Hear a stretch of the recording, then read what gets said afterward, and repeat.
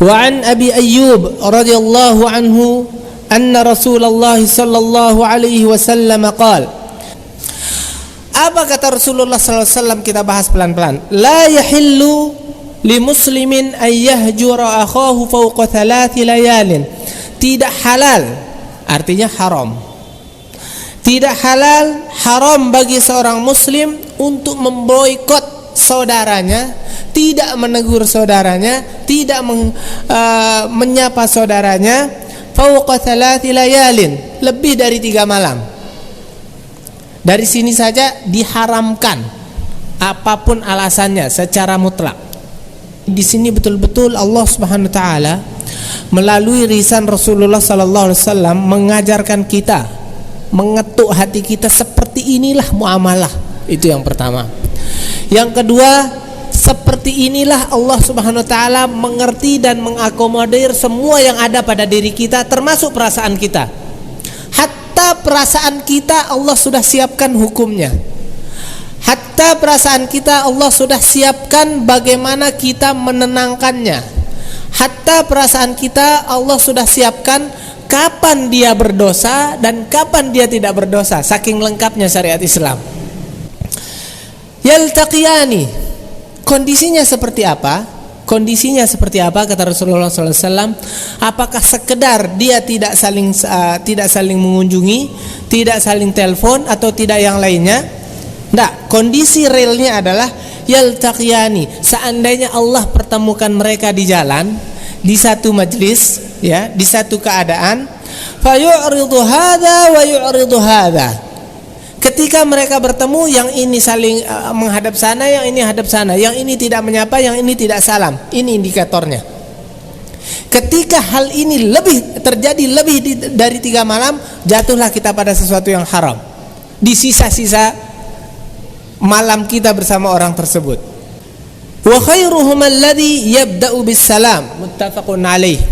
Dan yang terbaik di hadapan Allah Subhanahu wa taala yang mau mengalahkan dirinya, ya, berkomunikasi dengan dirinya, menenangkan hatinya dengan memulai salam. Sulit, gampang nih, tidak berat. Karena kita sedang berhadapan dengan nafsu kita, bukan dengan ilmu kita. Hati-hati ya. Kalau berhadapan dengan ilmu kita, musuh kita satu, setan. Kalau kita berhadapan dengan nafsu kita, 2 musuh kita. Nafsu kita itu sendiri, kemudian setan. Ini sekarang ketika kita saling boikot, tidak saling tegur sapa dengan teman kita, dengan saudara kita, di sini ada ilmu. Ilmunya apa? Ini tidak boleh. Di sini ada nafsu. Nafsunya apa? Masa kamu duluan?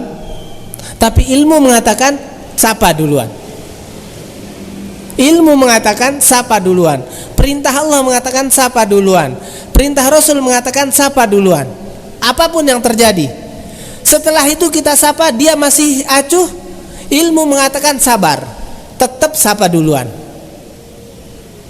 Ini perintah Rasul loh ini. Wa khairuhuma alladhi yabda'u bis salam. Dan yang terbaik di antara mereka berdua ini adalah yang memulai salam. Terbaik di hadapan siapa? Di hadapan Allah, bukan di hadapan kita sendiri. Tidak, di hadapan Allah. Kemudian, ini pentingnya kita memahami sesuatu dengan penjelasan para ulama. Apa kata pensyarah kitab ini, Al-Imam As-San'ani? Hikmatul jawaz. Di sini ada ya garis halal, ada garis haram. Garis bolehnya adalah 3 hari. Karena terjadi sesuatu, konflik, clash dan lain sebagainya, ada garis kita dibolehkan. Apa itu 3 hari? Tidak saling sapa. Bukan berarti haram semua ya. Ini pentingnya. Antum bisa bayangkan kalau kita tidak pahami ini dengan penjelasan para ulama. Garis halalnya 3 hari. Lebih dari itu masuk ke garis yang haram.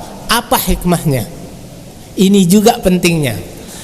Wa hikmatu jawadu dzalik, kata penulis. Hadhil muddah anna al-insan majbulun 'ala al-ghadabi wa su'il khuluqi wa nahwi dhalik. Fa'afa lahu hajra akhihi 3 ayamin liyadhhab dhalika al-'arid takhfifan 'ala al-insan wa daf'an lil adrar bihi fa fil yaumil awwal yaskunu ghadabuhu wa fi tsani yuraji'u nafsahu wa fi tsalits ya'tadiru wa ma zada 'ala dzalika naqatan li huquqil ukhuwah. Coba lihat hikmah ketika Allah Subhanahu wa taala memberikan kita jeda 3 hari ini. Hikmah ketika Rasulullah SAW memberikan kita jeda 3 hari ini.